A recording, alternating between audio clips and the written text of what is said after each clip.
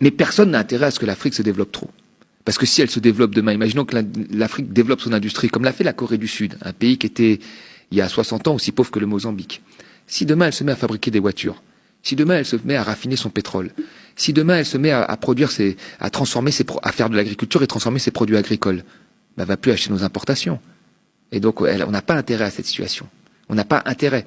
Donc, la volonté des pays riches, on fait de la géopolitique aujourd'hui, hein, partout, on voit bien, elle n'a pas intérêt à ce que ces pays se développent. C'est réel. Suivez attentivement cette vidéo, s'il vous plaît. Vous comprendrez les principales raisons pour lesquelles les puissances occidentales empêchent les pays africains de se développer correctement.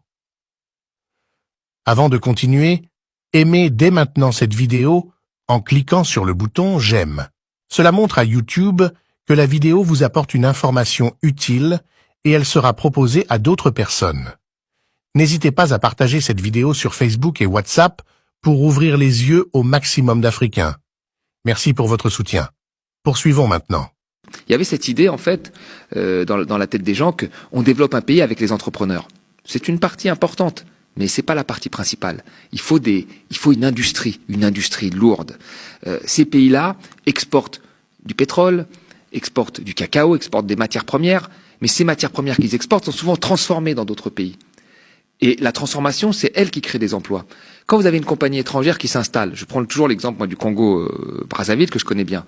Le Congo Brazzaville, à plus de 90%, il exporte que du pétrole. D'accord ? Ce pétrole est produit par qui ? Est exploité par qui ? Par des compagnies majoritairement privées. 60% Total, 30% Eni. L'italien, 90% de compagnies. Après, vous avez un peu de compagnies par-ci par-là privées. La compagnie publique des pétroles congolais, elle est incapable de faire un forage. Elle est incapable d'exploiter l'ensemble de son pétrole. Elle récupère une partie de l'argent, mais elle est incapable de l'exploiter. Donc toutes les connaissances sur la production, sur les réserves, toutes les quantités, les volumes de production sont décidés par la compagnie privée, qui ne dépend pas du pays. Donc ça, c'est une première chose. Il y a une vraie asymétrie d'information entre l'État et la compagnie. Les prix de leurs biens, 90% des exportations, donc du pétrole, le prix n'est pas déterminé par le Congo. Il est déterminé par les marchés financiers. Donc quand il y a des situations de géopolitique tendues comme là il se passe, les prix augmentent, ça leur profite. Quand le prix est à zéro, comme dans la période du Covid, il n'y a rien qui rentre. Il n'y a rien qui rentre. Donc on voit bien qu'il y a une très forte dépendance. Et ensuite, ce produit est exporté, transformé en France ou ailleurs, et l'État congolais rachète de l'essence à ces pays-là. Donc la réalité, c'est qu'il faudrait qu'il y ait une industrie qui puisse transformer cette production sur place, et c'est celle-là qui créerait des emplois, des raffineries, de la distribution, etc. Mais pour avoir ça, qu'est-ce qu'il faut ? Il faut des financements pour financer l'industrie lourde. C'est pas avec 1 euro de microcrédit que tu vas financer une industrie lourde. Et ces financements, si les banques ne veulent pas les prêter, qui est-ce qui va prêter ?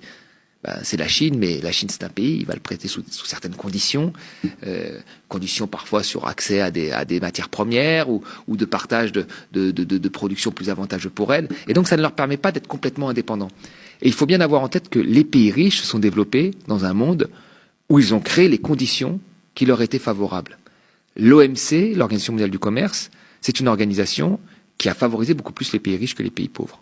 Le système financier, avec des banques majoritairement européennes et américaines, il favorise les pays riches. Et donc les pays riches lèvent des fonds énormes pour faire leurs projets, quand les pays pauvres, pour faire des projets que nous connaissons, c'est-à-dire faire des choses que nous connaissons, des raffineries, des industries alimentaires, agricoles, nous connaissons, nous savons faire ça. Et eux n'arrivent pas à lever de l'argent. Quels seraient les... Ce que je veux ajouter, excuse-moi, je te coupe. Ce que je veux ajouter, c'est que on a souvent dit ces dernières années que les pays pauvres ne se développaient pas à cause de la corruption. Il fallait trouver une raison. C'est la corruption. Voilà, ces gens sont corrompus, il y a de l'économie informelle, ils respectent pas les règles, ils sont corrompus, il y a même des gens qui allaient plus loin en disant ils sont un peu paresseux. Enfin, ça a toujours été un peu ça. Et on a retrouvé le même type de débat quand il y a eu la crise des dettes souveraines en Europe, où on a qualifié les pays du Sud de pigs, on les a appelés le Portugal, l'Italie, la Grèce et l'Espagne, on appelait ça des pigs, et on disait qu'ils étaient feignants, qu'ils étaient dans l'informel, qu'ils n'étaient pas comme les Allemands et les Français. Il y avait déjà ce débat existait déjà avec les pays africains. Ils ne travaillent pas, ils sont feignants, ils n'ont pas des bonnes formations, ils sont corrompus. Très bien, c'est ce qu'on disait. Si demain on me donnait les commandes, moi, du Congo, Brazzaville, et qu'on me disait quelle est la formule, dans les conditions actuelles, pour le sortir du sous-développement et faire en sorte que l'économie décolle, ce serait extrêmement compliqué. Et je vous dirais que j'ai pas la solution. Parce que c'est un pays, en fait, qui n'a qui n'a pas du tout les manettes du développement, parce qu'il n'a pas accès au financement, comme j'ai dit, parce qu'il ne maîtrise pas le bien principal qu'il produit, parce qu'il ne maîtrise pas le volume et le prix. Et donc développer un pays dans ces conditions, c'est extrêmement difficile. Donc la corruption, en réalité, c'est un effet collatéral. Le vrai problème, c'est l'Organisation mondiale du commerce et du système financier comme il a été créé. Est-ce que tu dirais qu'il y a eu une mainmise des pays du Nord? Je vais m'expliquer. Par exemple, on recherche quelles sont les voies de sortie et surtout par qui, parce qu'il peut y avoir l'idée reçue de oui, les pays du Nord, ils vont encore aider les pays du Sud. Mais en fait, c'est parce qu'il y a une mainmise et aussi un enrichissement des pays du Nord grâce et par les pays du Sud. Par exemple, la Zambie, elle a juste eu du temps supplémentaire pour rembourser, mais pas, on n'a pas enlevé la dette ou réduit, etc. Il y a aussi les négociations qui portent sur les prochaines contributions des pays riches pour la période triennale qui commence bientôt et qui devrait s'achever en décembre 2024. Il y a aussi beaucoup de solutions qui sont avancées par le FMI qui sont jugées comme pas assez en fait. Quelle voie de sortie toi tu penses par lesquelles il faut s'orienter là? Alors c'est exactement ce que tu as dit, c'est-à-dire que en réalité l'Afrique achète énormément d'importations venant d'Europe et principalement aussi de France. Et nous achetons énormément de choses dont nous avons besoin et que nous ne produisons pas, notamment du pétrole et des matières premières. Donc les pays occidentaux n'ont pas intérêt à ce que l'Afrique tombe. Parce que si ça se passe très mal, s'il n'y a pas une situation un minimum stable, qu'est-ce qui se passe? Bon, on risque d'avoir moins de matières premières dont on a besoin, et en échange, on risque de moins leur vendre de choses. Donc il faut maintenir dans une situation, on va dire, intermédiaire, l'Afrique, qu'elle soit suffisamment riche pour nous acheter nos biens, et suffisamment stable pour qu'on puisse lui acheter les biens dont on a besoin, dont on a vraiment besoin. L'énergie et les matières premières. Mais personne n'a intérêt à ce que l'Afrique se développe trop. Parce que si elle se développe demain, imaginons que l'Afrique développe son industrie, comme l'a fait la Corée du Sud, un pays qui était, il y a 60 ans, aussi pauvre que le Mozambique.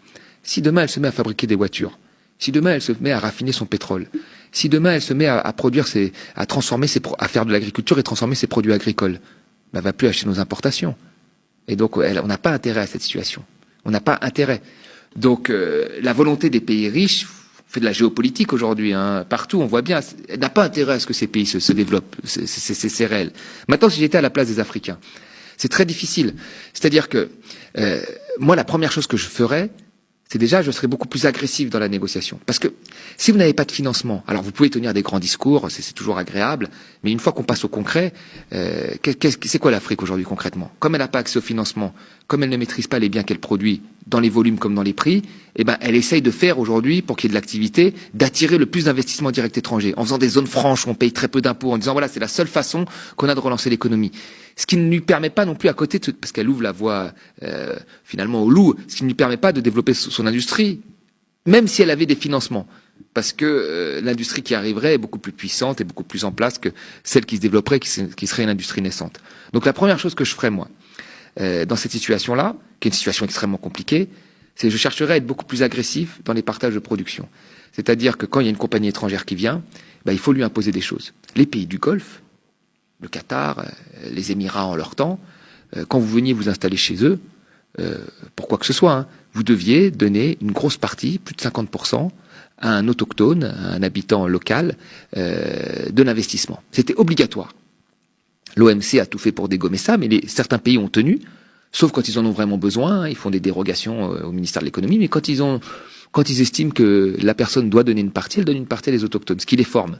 Vous voyez, par exemple, ce type de mesure pourrait être appliqué par certains pays africains. S'ils l'appliquaient bien sûr dans l'ensemble, ce serait mieux, mais avoir une stratégie beaucoup plus agressive de négociation sur le partage de ces rentes de matières premières avec les pays occidentaux. Ça, c'est la première chose, qui leur permettrait d'avoir beaucoup plus de rentrées financières. Et une fois qu'on a ces rentrées financières, reste la question de l'investissement dans les bons secteurs pour pouvoir se développer et être de plus en plus autonome. Ça devrait être ça le but. Parce que l'autonomie et l'industrie créera des emplois. Créer des emplois, ça permettra aux jeunes diplômés de là-bas de rester chez eux et de travailler chez eux. Ce qui est le désir de tout le monde. Personne n'a envie de migrer, de prendre une embarcation de fortune. Et même les migrations qui se font, on en parlera dans le deuxième sujet. Mais dans les meilleures qualités, c'est toujours des moments difficiles, des drames, parce qu'on est séparé de sa famille, etc. Donc c'est très compliqué. Donc là, ça permettrait d'assurer un avenir à une jeunesse qui n'en a pas dans son pays parce qu'il n'y a pas d'activité économique.